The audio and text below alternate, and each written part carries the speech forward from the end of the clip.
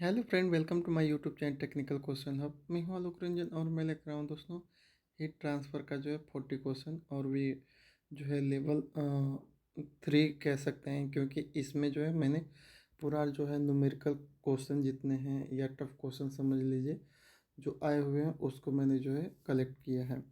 इससे पहले जो है मैंने बहुत ही इजी लेवल के जो है और मॉडरेट लेवल के जो है ऑलरेडी अपलोड किया है वीडियो में। ये थोड़े से हार्ड लेवल के क्वेश्चन हैं, क्योंकि बार्क में जो है लेवल जो है बहुत ये एक तो बहुत लेवल 1 में बहुत ही इजी क्वेश्चन पूछ लेता है। जैसे फुल फॉर्म पूछ लेगा, एलएमटीडी का फुल फॉर्म क्या है, एनटीयू का फुल फॉर्म क्या है। उसके बाद थोड़ा सा टफ करेगा, मीडियम सेकंड में थोड़ा सा उससे जो टफ वाले क्वेश्चन रहेगा। और लेवल 3 में जो है बहुत थोड़े न्यूमेरिकल क्वेश्चन डाल देता है, ठीक है। तो इस वीडियो में जितने न्यूमेरिकल क्वेश्चन हैं और जो ऐसा लग रहा है कि जैसे हार्ड क्वेश्चन है, तो उनको मैंने इस वीडियो में अपलोड किया है, ठीक है। तो पहला क्वेश्चन जैसे है न्यूमेरिकल क्वेश्चन है, ये कह रहा है कि in a counter flow heat exchanger the product of specific heat and mass flow rate is same for the hot and cold fluid. if NTU is equal to 0.5 then the effectiveness of the heat exchanger। इसमें जो है heat exchanger का effectiveness पूछा है, और जबकि NTU की value दे रखा है 0.5। साथ साथ ये आपको ये भी बता दिया है कि जो है कोल्ड का और जो है हॉट का दोनों का जो है एक तरह से हीट एंड मास का फ्लो रेट जो है दोनों का क्या है, सेम है। तो बहुत ही ईजी है, इसको कैसे सॉल्व करेंगे देखिए। NTU की वैल्यू दे रखा है और जो है और आपका जो है H और CC, यानी कि जो है आपका जो है specific heat and mass flow rate जो है कोल्ड और फ्लूइड का दोनों को इक्वल किया है, तो इक्वल हम लिख लेंगे, ठीक है। अब जो है इस कंडीशन में जब इक्वल होता है तो हमारा जो फार्मूला होता है जो इफेक्टिवनेस निकालने का, ई इजकल टू हो जाता है NTU अपन 1 प्लस NTU, ठीक है।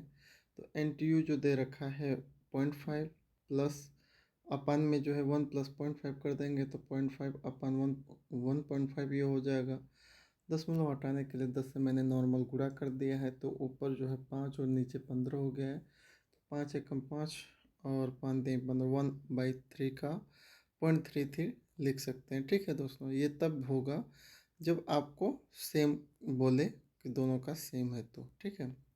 एक बार ध्यान से देख लीजिए, ये क्वेश्चन बहुत ही इम्पोर्टेंट है, ऐसे न्यूमेरिकल आते रहते हैं, ठीक है। तो अब चलते हैं दूसरे क्वेश्चन पे। दूसरा क्वेश्चन क्या कह रहा है, दूसरा क्वेश्चन क्या कह रहा है दोस्तों कि जो है heat is lost from a 100 mm diameter steam pipeline placed horizontally is ambient at 30 degree if the Nusselt number is 25 and thermal conductivity of air is 0.03 watt per meter Kelvin, then the heat transfer coefficient will be। इसमें कह रहा है कि 100 mm का diameter के कोई steam के pipeline है, वहीं से जो है एक तरह से हीट लॉस हो रहा है और एटमॉस्फेरिक टेम्परेचर दे रखा है 30 डिग्री है। नसल्ट नंबर की भी वैल्यू दे रखा है, और जो एयर है एटमॉस्फेरिक एयर में उसकी जो है कंडक्टिविटी भी दे रखा है 0.03 वाट पर मीटर पर केल्विन, और पूछ रहा है हीट ट्रांसफर कोफिशिएंट। तो इसमें क्या है, जो दिया है उस वैल्यू को लिख लीजिए। नसल्ट नंबर जो है एक तरह से 25 दे रखा है, के की वैल्यू दे रखा है 0.03 है ना, और डी दे रखा है 100 mm। जब सारे यूनिटें जो हैं आपके SI हैं या MKS यूनिट में है, तो इसको भी MKS सिस्टम में चेंज करेंगे। 100 mm को चेंज कर लीजिए मीटर में, तो 0.1 मीटर हो जाएगा, ठीक है। तो ये तीनों वैल्यू मिल गए। अब आप इसको सॉल्व कर सकते हो, क्योंकि हम जानते हैं कि जो नसल्ट नंबर होता है HD/K होता है। एच की वैल्यू जो है हमें क्या करना है, हीट ट्रांसफर कोएफिशिएंट यानी एच की वैल्यू निकालना है। तो एच बराबर क्या हो जाएगा, नसल्ट गुणे K/D। बस इधर से उधर मैंने कर दिया है, एच एच को उधर ले आके इसको डिवाइड में कर दिया, ठीक है। तो इसको जब सॉल्व करेंगे तो एच इजकल टू हमारा क्या हो जाएगा, नसल्ट की वैल्यू दे रखा है 25 और गुणे के की वैल्यू दे रखा है 0.03, एयर की जो थर्मल कंडक्टिविटी है वो, और अपन जो है उसका जो है डी, यानी कि जो है कितना लेंथ है उसके, कितने मीटर है, तो 0.1 हो जाएगा। इसको सॉल्व करेंगे तो आपका हीट ट्रांसफर कोएफिशिएंट की वैल्यू 7.5 वाट पर मीटर स्क्वायर केल्विन आएगा। ठीक है, तो ये समझ में आ गया दोस्तों क्या है क्वेश्चन। एक बार इसको देख लीजिए, स्क्रीनशॉट कर लीजिए और जो है इसको लिख लीजिए, क्योंकि ऐसे क्वेश्चन आएंगे, ज़रूर आएंगे अगर न्यूमेरिकल दिया तो। ठीक है, ठीक। तीसरे क्वेश्चन पे चलते हैं। तीसरा क्वेश्चन बहुत ही सिंपल है। इसमें बोला है कि इसमें सिल्वर है, आयरन है, गोल्ड है, एल्युमिनियम है और कॉपर है। तीन को जो है थर्मल कंडक्टिविटी के इंक्रीजिंग ऑर्डर में लिखना है।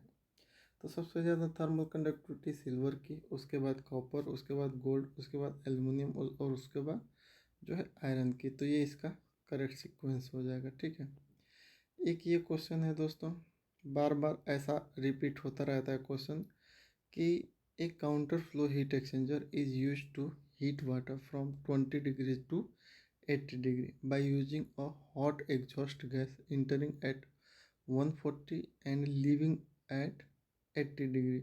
The log mean temperature difference is. इसमें कह रहा है कि जो कोल्ड फ्लूइड है 20 से इन हुआ और 80 पे आउट हुआ, और जिस जो गर्म एग्जॉस्ट गैस थी वो 140 पे इन हुई और 80 पे आउट हुई। तो लॉग मीन टेम्परेचर बताना है। तो बहुत ही सिंपल है ये हमारा ऐसे ग्राफ से हम इसको रिप्रेजेंट भी कर सकते हैं। ठीक है, तो इसमें दे रखा है, गिवन डाटा में सब आपको दे रखा है कि जो है कोल्ड, जो है कूलिंग वाट, जो कूलिंग मीडियम आप यूज कर रहे हो जो उस गैस को ठंडा करेगा, तो वो 20 डिग्री पे इन हुआ और कितने पे आउट हुआ, 80 डिग्री पे आउट हुआ। जबकि एग्जॉस्ट जो गैस आ रही थी हॉट वाली वो 140 पे इन हुई और 80 पे आउट हुई। ठीक है, तो हम क्या करेंगे, सबसे पहले Q1 की वैल्यू देखेंगे। ठीक है, क्योंकि L M T D equal to जो है, और लॉग जो है T1/T2 होता है, तो यहाँ पे T1 को हमने जो है Q1 मान लिया है। तो Q1 इजकल टू हम देखेंगे, Q1 की वैल्यू निकालेंगे। Q1 की वैल्यू कैसे निकलेगी, जो T हॉट इन, यानी कि जो हॉट इन हो रहा है माइनस जो T जो कोल्ड है वो आउट हो रहा है, यानी कि जो हॉट एग्जॉस्ट गैस इन हुई और जो है कोल्ड जो कूलिंग मीडियम जो है आउट हुआ, यानी कि जो एग्जॉस्ट कितने पे इन हुई 140 पे, और कूलिंग मीडियम 20 पे इन करा के 80 पे आउट कराया था, तो 140 माइनस 80 हो जाएगा। ठीक है, तो ये आ जाएगा 60 डिग्री। ठीक है, इसी तरह Q2 की वैल्यू निकालिए। तो इसमें क्या होगा, टी हॉट आउट, जो हॉट है जो कितने पे आउट हुआ माइनस जो कोल्ड है वो कितने पे इन हुआ। तो हॉट आउट हुआ 80 पे और कोल्ड जो फ्लूइड है वो कितने पे इन हुआ 20 पे। तो इसका भी डिफरेंस जो है 60 आएगा। जब ऐसा हो तो L M T D direct जो है उसकी वैल्यू जो है 60 आ जाएगी। जब दोनों same Q1 equal to Q2 होगी तो जो उनका जो डिफरेंस मतलब है जो वैल्यू आएगी वह एल एम टी डी की वैल्यू सेम टू सेम आ जाएगी। ठीक है, नेक्स्ट क्वेश्चन पांचवा है जो पूछा गया है कि dimension of thermal diffusivity. Thermal diffusivity की डायमेंशन पूछा है। तो थर्मल डिफ्यूजिटी अगर हम देखें तो अल्फ़ा की वैल्यू होती है कि अपन रो सी पी के, जहाँ पे थर्मल कंडक्टिविटी है तो उसकी यूनिट होती है वाट पर मीटर केल्विन, और रो की वैल्यू जो है डेंसिटी है तो केजी पर मीटर क्यूब हो जाएगा। सी पी स्पेसिफिक हीट है तो जूल पर केजी केल्विन हो जाएगा। तो इनको काट पीट के देखेंगे लास्ट में तो मीटर स्क्वायर पर सेकंड मिलेगी। तो थर्मल डिफ्यूजिटी की यूनिट क्या हो जाएगी, मीटर स्क्वायर पर सेकंड। ठीक है, एक ये क्वेश्चन पूछा था कि न्यूटन्स का जो कूलिंग का नियम दिया गया है वो किसके टर्म में दिया गया था। तो न्यूटन्स का जो कूलिंग का लॉ था वो कन्वेक्टिव हीट ट्रांसफर, कन्वेक्शन में है ना, कन्वेक्शन में दिया गया था। ठीक है, अगर कोई पूछे फोरियर का लॉ किस में दिया गया था तो वो जो है कंडक्शन में दिया गया है। अगर बोल्टमैन, स्टेफन बोल्टमैन का किस में दिया गया तो वो रेडिएशन में दिया गया। ठीक है, एक ये न्यूमेरिकल क्वेश्चन है, बहुत ही इम्पोर्टेंट क्वेश्चन है ये आया हुआ है कि कह रहे ये मेटल प्लेट है और उस जो है ये metal plate has a thermal conductivity of 200 वाट पर मीटर केल्विन। थिकनेस जो है उसकी 100 mm, सॉरी 10 mm है। सरफेस एरिया दे रखा है 2 मीटर स्क्वायर। तो what is the thermal resistance पूछा है इसमें, ठीक है। सारी वैल्यू दे रखा है, थर्मल रेजिस्टेंस पूछा है। तो थर्मल रेजिस्टेंस का फार्मूला होता है R=L/Ka। एल की वैल्यू दे रखा है 10 mm, तो इसको मीटर में कन्वर्ट करेंगे तो जो है 10⁻³ से भाग देंगे तो 10 × 10⁻³ हो जाएगा। के की वैल्यू दे रखा है 200, एरिया दे रखा है 2। तो बस उसी पर रख कर सॉल्व कर लीजिए। तो 2.5 × 10⁻⁻5 किलो वाट जो है केल्विन पर वाट हो जाएगा, ठीक है, K/वाट। ठीक है, समझ में आ गया इतना कि कैसे इसको सॉल्व करेंगे। ऐसे क्वेश्चन बहुत ही इजी रहते हैं, बस उनकी जो है डिजिट जो है एक तरह से उनकी यूनिट एक तरह से सेम यूनिट मिला के बस फार्मूले पे रखना होता है, ठीक है। इसको देख लीजिएगा, ये भी आया हुआ क्वेश्चन है, ठीक है। 8वां क्वेश्चन है, कह रहा है इन heat exchanger effectiveness is a function of. जो इफेक्टिवनेस है हीट एक्सचेंजर की, वो किस किस का फंक्शन है, तो ये NTU और हीट कैपेसिटी दोनों का रेशियो का फंक्शन है, ठीक है। अगर पूछ रहा है नेक्स्ट कि एम जो है MLT थीटा सिस्टम में, यानी कि जो है मास लीटर सॉरी मास लेंथ और जो है टाइम और जो टेम्परेचर को किस में लें, थीटा में लें, तो उस केस में थर्मल कंडक्टिविटी की जो है डायमेंशन क्या हो जाएगी, तो MLT पे -3 और थीटा इनवर्स हो जाएगा, ठीक है। नेक्स्ट है right the correct order of heat transfer coefficient. जो हीट ट्रांसफर कोफिशिएंट की वैल्यू होती है फोर्स के लिए, फ्री के लिए, फोर्स कन्वेक्शन, फ्री कन्वेक्शन और बॉइलिंग में, तो जो वैल्यू उनकी निकल के आती है तो उसके अनुसार उनको सीक्वेंस में रखना है। तो सबसे ज़्यादा वैल्यू निकलती है बॉइलिंग की, उससे कम फोर्स की, और फ्री के सबसे कम निकल के आती है हीट ट्रांसफर कोफिशिएंट की, ठीक है। Thermal diffusivity is directly proportional to. तो जो थर्मल डिफ्यूजिटी होती है वो डायरेक्टली प्रोपोर्शनल किसके होती है, ये पूछा है। तो हम जानते हैं थर्मल डिफ्यूजिटी अल्फ़ा की वैल्यू K/ρCp होता है, जहाँ पे हम ये कह सकते हैं कि यहाँ पे जो थर्मल डिफ्यूजिटी अल्फ़ा है वो डायरेक्टली प्रोपोर्शनल किसके है? यहाँ पे दिख रही है के, यानी कि हम कह सकते हैं कि जो थर्मल डिफ्यूजिटी होती है वो थर्मल कंडक्टिविटी के डायरेक्टली प्रोपोर्शनल होती है, ठीक है। एक ये बहुत ही सिंपल क्वेश्चन आया हुआ है कि falling factor in heat exchanger. Falling factor heat exchanger में जो डिफाइन कैसे है, तो जो फॉलिंग RF है वो 1/U डर्टी -1/U क्लीन, इन्हीं का जो है एक तरह से डिफरेंस है, ठीक है। ये क्वेश्चन पूछा गया है दोस्तों कि एक composite wall consist of 2 layer of different material having conductivity K1 and K2 for equal thickness of 2 layer, the equivalent thermal conductivity of a slab will be. इसमें क्या कह रहा है कि जो जो दो कंपोजिट लेयर है और दोनों की मटेरियल अलग अलग मटेरियल की बनी हुई है, तो एक की थर्मल कंडक्टिविटी K1 है और दूसरे की K2, ठीक है। तो इसमें इसने क्या पूछा है कि इक्विवेलेंट थर्मल कंडक्टिविटी कितनी होगी, इक्विवेलेंट की थर्मल कंडक्टिविटी कितनी होगी, K1 + K2 होगी, K1 K2 होगी, 2K1 K2 अपन K1 + K2 होगी, या K1 + K2 अपन K1 K2 होगी, इसमें आपको निकालना। तो देखिए सबसे पहले उसको जो इसने कहा है वो हम डायग्राम में बना दिए। स्लैब ए है, स्लैब बी है। स्लैब ए की thermal conductivity K1, slab B की थर्मल कंडक्टिविटी K2 है, और एक ही हमने L1 मान लिया और L2 मान लिया। लेकिन एक चीज़ इसमें देखिए, इसमें क्या कर रहा है, फॉर इक्वल थिकनेस, दोनों की जो थिकनेस है वो एक तरह से इक्वल है, तो उसको अब हम ले लेंगे कि चूँकि L1 = L2, तो जैसा कि क्वेश्चन में कहा है तब हम जो है इक्विवेलेंट जब निकालेंगे, तो चूँकि कंपोजिट वाल है तो वहाँ पे जो है R1 + R2 जो है सीरीज में है, दोनों वाल जो है एक तरह से सीरीज में है, तो R1 + R2 हो जाएगा। बस यही करना है हमें, तो ठीक है। तो L इक्विवेलेंट अपन के इक्विवेलेंट A = क्या हो जाएगा, L1 K1A + L2 K2A, लेकिन देखिए दोस्तों, अगर ए जो है सरफेस एरिया है, तो एरिया को इसने जो है कहीं अपने फार्मूले में नहीं लाया है, तो हम एरिया को जो है एक तरह से हटा सकते हैं, क्योंकि वो फार्मूले में है लेकिन उसका कहीं रोल नहीं है, क्योंकि एरिया को उसने सब कुछ कांस्टेंट मांगा है, सेम माना है, तो उसको हम हटा देते हैं। एल एल को भी हम हटा देते हैं, L1 L2 को भी हटा देते हैं, L1 बराबर L2 यानी कि एल मान लेते हैं, ठीक है। तो क्या हो जाएगा, 12 अपन के इक्विवेलेंट इजकल टू क्या हो जाएगा, L/K1 प्लस L/K2 हो जाएगा, ठीक है। अब जो है के इक्विवेलेंट की वैल्यू हमें चाहिए, तो ये जो है क्या हो जाएगा दोस्तों, एल से एल इधर कॉमन लेके काट सकते हैं, ठीक है। तो के इक्विवेलेंट बटा 2 is equal to K1 plus K2 हो जाएगा, यानी कि जो है के इक्विवेलेंट बराबर क्या हो जाएगा, 2K1 प्लस K2 हो जाएगा, जो ऑप्शन नंबर जो है यहाँ पे 2K1 ऑप्शन नंबर सी है यहाँ पे, ठीक है।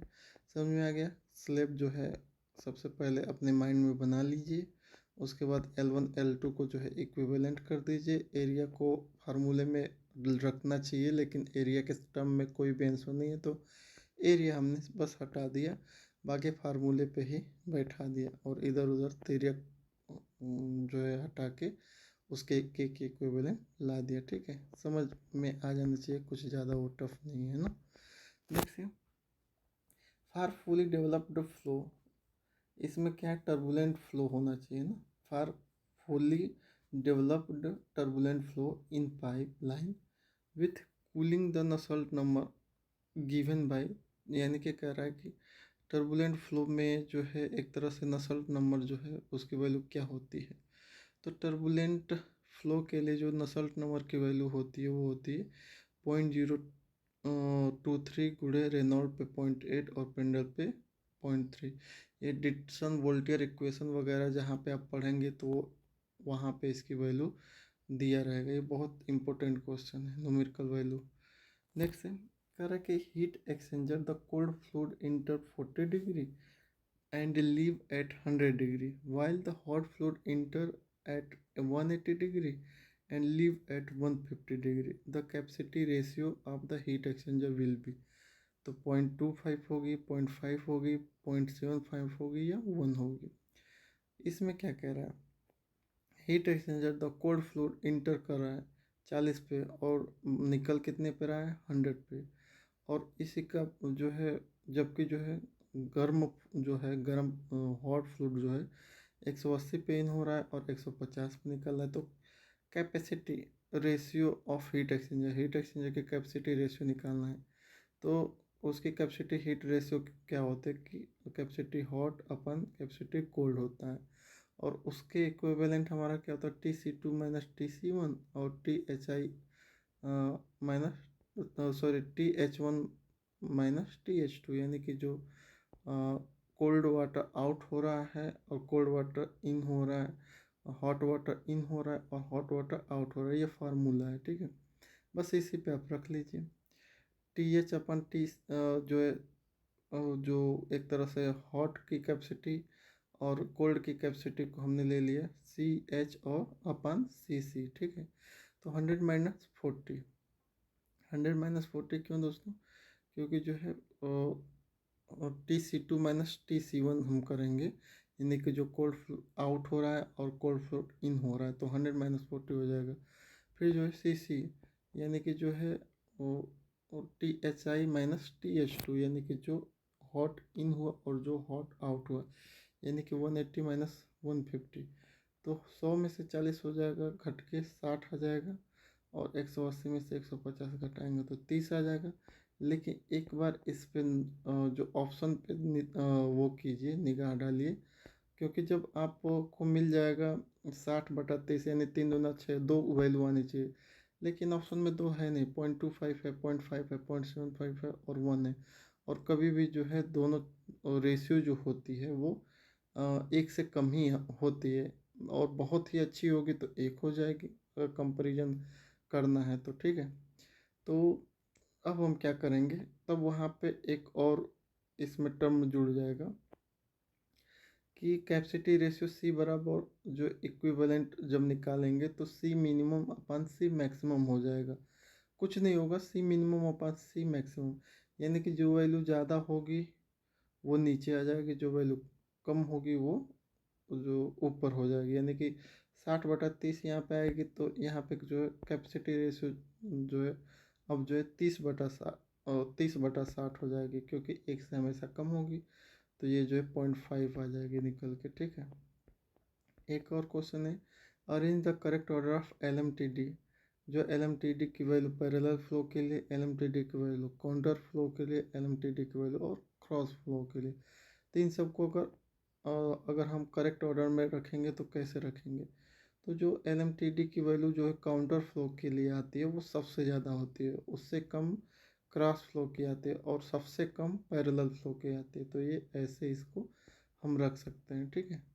नेक्स्ट है 17 क्वेश्चन की, for laminar flow over a flat plate coefficient of heat transfer worry with length x, choose the correct option.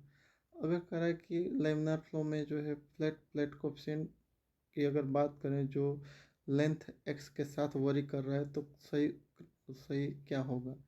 तो जो आपका flat plate coefficient of heat transfer h है वो क्या होगा? डायरेक्टली प्रोपोर्शनल होगा अंडर रूट एक्स के, 1/√x के। ऑप्शन नंबर सी सही है, ठीक है।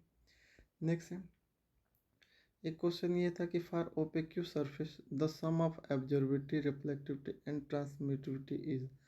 तो इसमें जो है ट्रांसमिटिविटी तो जीरो हो जाएगी टाउ की वैल्यू, लेकिन एब्जॉर्बिविटी और रिफ्लेक्टिविटी उसकी भी जीरो होगी, रिफ्लेक्टिविटी की 1 हो जाएगी। तो इसमें क्या पूछा है? एब्जॉर्बिविटी और रिफ्लेक्टिविटी की वैल्यू पूछा है। तो वहाँ पे जो है सम ऑफ रिफ्लेक्टिविटी और एब्जॉर्बिविटी यानी कि 0+1 यानी कि 1 हो जाएगी, ठीक है। ये क्वेश्चन पूछा था कि जो है ओपेक्यू सरफेस में सम ऑफ रिफ्लेक्टिविटी एंड ऑब्जर्विटी क्या होगी? तो अल्फा प्लस जो है रो हमने लिया है, रो जैसे बना के, तो वो एक तरह से उसकी वैल्यू 1 हो जाएगी, ठीक है। Next, which one of the following statement about baffles in a shell and tube heat exchanger is false. यानी कि बैफल्स जो है, बैफल्स के टर्म में shell and tube heat exchanger में क्या गलत है? तो पहला कह रहा है कि baffles act as a support to the tube bundle, तो बिल्कुल सही है। वेफल्स जो है ट्यूब बंडल को होल्ड करके रखती है और उसमें सपोर्ट प्रदान करती है, ठीक है। दूसरा क्या करा है, reduce the pressure drop on the shell side. तो सेल साइड में जो है प्रेशर ड्रॉप को क्या करता है, रिड्यूस कर रहा है, ठीक है। और तो ये जो है pressure drop, reduce the pressure drop on a shell side, ये जो है गलत है। Alter the shell side flow pattern, ये तो करती है, फ्लो के पैटर्न को चेंज कर देती है। Help in increasing the shell side heat transfer coefficient, heat transfer को भी बढ़ा देती है। तो ऑप्शन नंबर बी जो है reduce the pressure drop on a shell side, वो प्रेशर ड्रॉप को रिड्यूस नहीं करती है बल्कि प्रेशर ड्रॉप और बढ़ा ही देती है ना। नेक्स्ट है, if the baffles spacing in a shell and tube heat exchanger increase then the Reynold number of the shell side flow. तो सेल साइड फ्लो के लिए जो रेनॉल्ड नंबर है उसकी वैल्यू क्या हो जाएगी? घट जाएगी। क्यों? क्योंकि जो है baffles spacing in shell and tube heat exchanger increase, baffles spacing ज़्यादा कर देंगे तो रेनॉल्ड नंबर की वैल्यू जो है घट जाएगी, यानी कि फ्लो जो है एक तरह से लेमिनार के उसमें चला जाएगा, ठीक है, धीरे धीरे। नेक्स्ट है, the heat transfer by radiation from a mild steel surface is to be reduced by reducing the emissivity of surface. This can be achieve best by, कह रहा है कि हीट ट्रांसफर रेडिएशन को हमें जो है माइल्ड स्टील सरफेस का कम करना है। और कम कैसे करेंगे? इमिसिविटी को कम करके। तो ये कैसे सही प्राप्त होगा? तो ये जो है giving the surface a minor finish, surface पे माइनर फिनिश कर देंगे तो ये अचीव हो जाएगा, ठीक है। ये सारे एक A to Z क्वेश्चन सारे आए हुए हैं। नेक्स्ट है, heat transfer by natural convection in enhance in the system with, ये तो लगभग सभी जगह पूछा है कि जो है heat transfer by natural convection in enhance in a system with, तो ये high coefficient of thermal expansion, high coefficient of thermal expansion को इन्हेंस करेंगे तो हीट ट्रांसफर नेचुरल कन्वेक्शन के लिए भी बढ़ जाएगा। इसमें लोग गलती क्या करते हैं, लो ये इसमें low density change with temperature लगाते हैं, जो कि ये गलत है ना। उसने सर्कुलेशन पूछा नहीं है कि कैसे हो रहा है, ये बस पूछ रहा है कि heat transfer by natural convection is enhance, उसको कैसे बढ़ा सकते हैं ना। ये नहीं पूछा है कि कैसे, कौन से तरीके से होता है या कौन सा प्रिंसिपल से होता है। समझ में आया होगा आपको।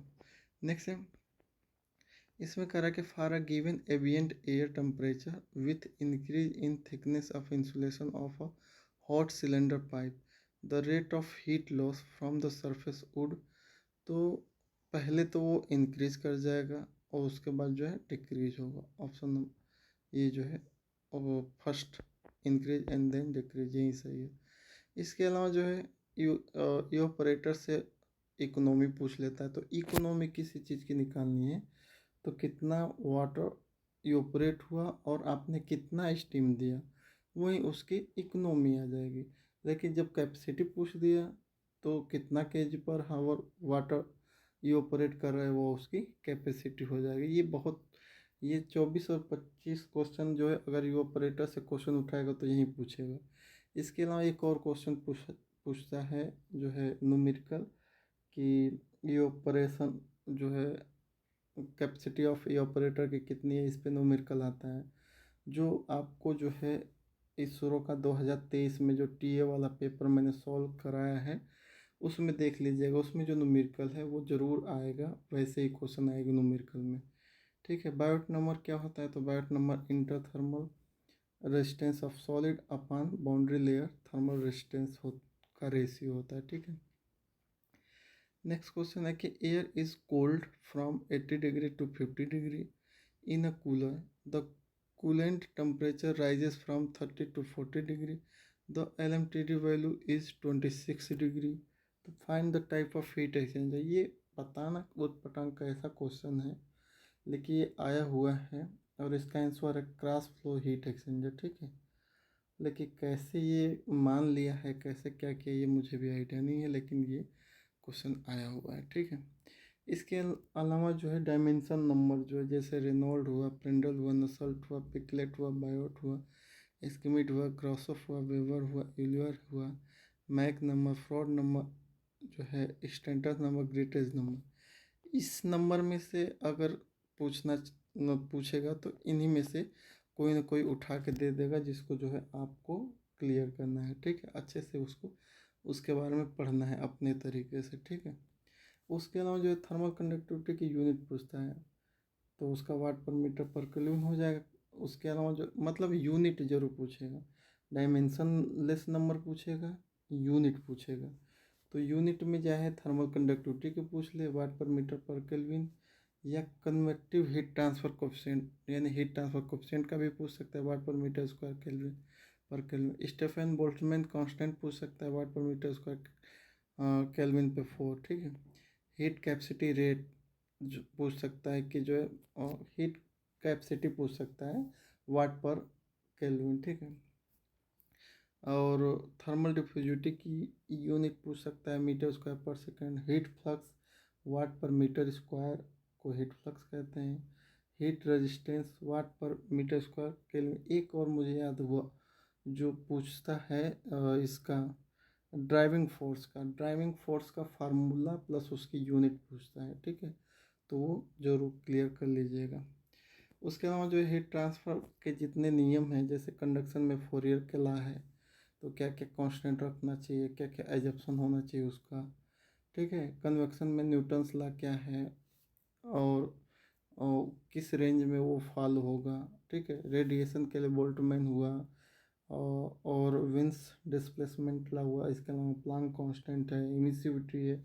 ये सब फार्मूले जो है थोड़ा सा क्लियर कर लीजिएगा, जो है क्या क्या होता है। ठीक है, इसके अलावा जो है थर्मल कंडक्टिविटी इसमें सबसे मिनिमम किसकी है ये पूछा है, सिल्वर की, क्रोम निकल स्टील की, एल्युमिनियम की या कार्बन स्टील की।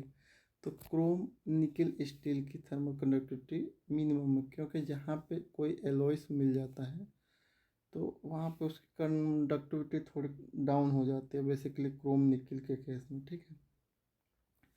नेक्स्ट है evaporator are normally operate at a reduce pressure in order to. कह रहा है कि इवापोरेटर में हम हमेशा जो है एक तरह से प्रेशर कम करके जो है ऑपरेट करते हैं। इसका क्या रीज़न है?